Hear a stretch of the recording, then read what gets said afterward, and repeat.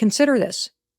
You can't create directions for where you want to go unless you know where you're starting from. And what you're going to notice is as you go through your camera roll and you go through each of these first three questions, what were the lowest points of your year? What were the highest points of the year? And what are the lessons that you learned and the wisdom that you gained from these last 12 months of your life? What you're going to notice is you had a lot of life these last 12 months.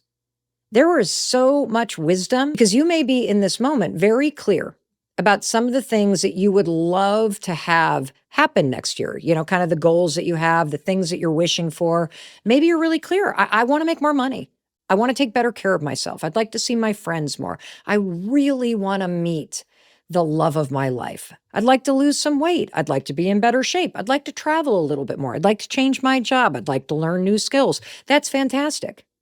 But it only tells me where you want to go. Consider this. You can't create directions for where you want to go unless you know where you're starting from.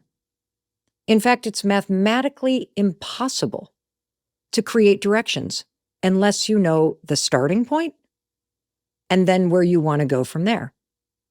And you also cannot create a plan for where you want to go next year that's going to work until you fully understand exactly where you're starting from right now. In fact, this is my favorite part about planning for next year. My favorite part is looking back at the past 12 months and extracting everything I can from it, because I don't want you to repeat the same mistakes. I want you to double down on what went well.